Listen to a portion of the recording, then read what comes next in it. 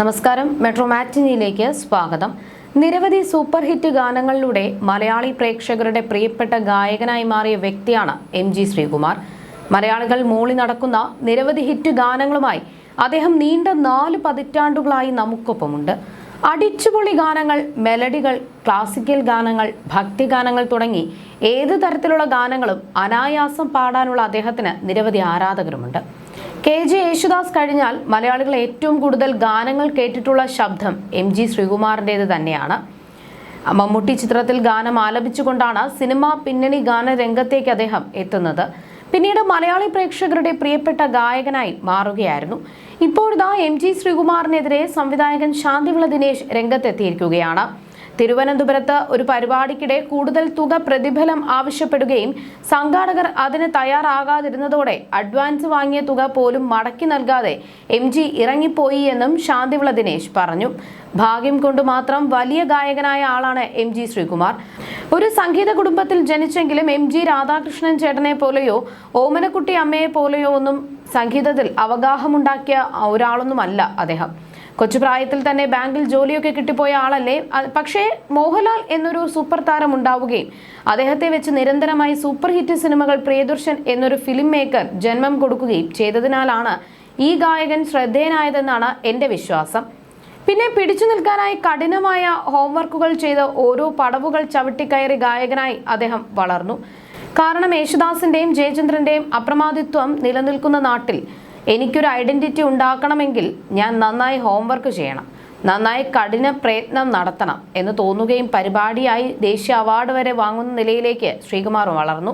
ആ ശ്രമം കണ്ടുപഠിക്കണം പുതിയ തലമുറയിലെ ഗായകർ എന്ന് ഞാൻ പറയും. 2 തലമുറയ്ക്കല്ല, അതിനേക്കാൾ കൂടുതൽ സാമ്പത്തികമായി അദ്ദേഹം ഉണ്ടാക്കി. മിക്കവാറും ദിവസങ്ങളിൽ വിദേശത്ത് ഗാനമേള, ചാനലായ ചാനലിൽ എല്ലാം മാർക്കിടൽ, എല്ലാം വലിയ തുക വാങ്ങിയിട്ടാണ്. സിനിമ പാട്ട് കുറഞ്ഞപ്പോൾ അദ്ദേഹം അതിലും നല്ല കാശുണ്ടാക്കി. അതൊക്കെ നടക്കട്ടെ എന്ന പക്ഷക്കാരനാണ് ഞാൻ. അതിനിടയിൽ ആർത്തിമൂത്ത് ചില്ലറ നെറുകേടിന്റെ പണികൾ കൂടി ചെയ്യാമോ എന്നാണ് എനിക്ക് എം.ജി. ശ്രീകുമാറിനോട് ചോദിക്കാനുള്ളത്. ഇക്കഴിഞ്ഞ ക്രിസ്മസിന് തിരുവനന്തപുരം LMS കോമ്പൗണ്ടിൽ ക്രിസ്മസ് ആഘോഷം വെച്ചു അച്ഛന്മാരെല്ലാം കൂടി. അതിനായി അവർ ചെറിയ തുകയ്ക്കുള്ള ടിക്കറ്റ് അടിച്ച് അവരുടെ സന്ദർശകരായ അവരുടെ വിശ്വാസികളായ ആളുകളിൽ നിന്ന് ഫണ്ട് സ്വരൂപിക്കാനായി കൂപ്പണുകളും കൊടുത്തു. ഒരു ദിവസം എം.ജി. ശ്രീകുമാറിന്റെ ഗാനമേളയായിരുന്നു. ഗാനമേളയിൽ ഞാൻ പാടണമെങ്കിൽ എനിക്ക് 5 ലക്ഷം രൂപ തരണമെന്ന് അദ്ദേഹം പറയുകയും ഒരു തർക്കവുമില്ലാതെ അവർ 5 ലക്ഷം രൂപ പ്രതിഫലം തരാമെന്ന് ഏൽക്കുകയും 1 ലക്ഷം രൂപ അഡ്വാൻസും കൊടുക്കുകയും ചെയ്തു. പ്രോഗ്രാം ദിവസം ശ്രീകുമാർ വന്നപ്പോൾ മോശമല്ലാത്ത ആൾക്കൂട്ടമുണ്ട് ഗാനമേള കേൾക്കാൻ. എന്നാൽ എനിക്ക് 1 ലക്ഷം കൂടി വേണമെന്നായി ഗായകൻ. അങ്ങനെ പറയാമോ?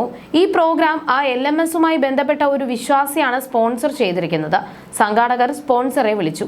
ഞാൻ 5 ലക്ഷം തന്നു, ഇനി 10 പൈസ ഞാൻ തരില്ല എന്ന് അദ്ദേഹം തീർത്തും പറഞ്ഞു. പക്ഷേ ശ്രീകുമാറിന് അത് പോരാ, എനിക്ക് 6 കിട്ടും എന്നായി തർക്കമായി. ശ്രീകുമാർ പാടാതെ അഡ്വാൻസ് വാങ്ങിച്ച് പൈസ മടക്കി കൊടുക്കാതെ LMSൽ നിന്നും ഇറങ്ങിപ്പോയി. സംഘാടകനായ ഒരു പാവം അച്ഛൻ എന്നെ വിളിച്ചു. അദ്ദേഹം വളരെ വിഷമത്തോടു കൂടി എന്നോട് സംസാരിച്ചു. ഒരു ഗായകൻ ഇങ്ങനെ ചെയ്യാമോ സാറേ എന്നൊക്കെ പറഞ്ഞു. എന്നെപ്പോലെ ഒരാൾ ആ കമ്മിറ്റിയിൽ ഉണ്ടെങ്കിൽ ഉറപ്പായിട്ടും കാറ് തടഞ്ഞിട്ട് പാടിയിട്ട് പോടാ എന്ന് പറയും.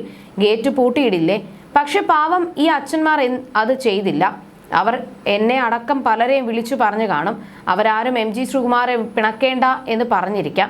പക്ഷെ ഞാൻ പറയും, ശ്രീകുമാറെ കാണിച്ചത് ശുദ്ധ ചെറ്റത്തരമായെന്ന്.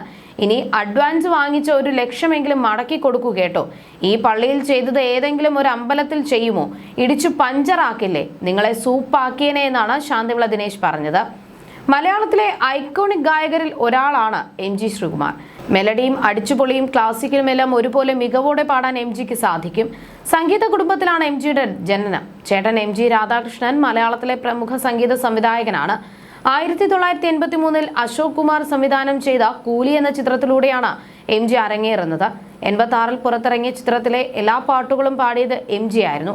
മലയാളത്തിന് പുറമെ തമിഴ്, ഹിന്ദി, കന്നഡ, തെലുങ്ക് തുടങ്ങിയ ഭാഷകളിലും പാടിയിട്ടുണ്ട്. 3000-ലധികം പാട്ടുകൾ പാടിയിട്ടുണ്ട് എം.ജി. ശ്രീകുമാർ. തന്റെ കരിയറിൽ നിരവധി പുരസ്കാരങ്ങളും അദ്ദേഹത്തെ തേടിയെത്തിയിട്ടുണ്ട്. 3 തവണ മികച്ച ഗായകനുള്ള കേരള സംസ്ഥാന ചലച്ചിത്ര പുരസ്കാരവും 2 തവണ ദേശീയ പുരസ്കാരവും അദ്ദേഹത്തെ തേടിയെത്തി.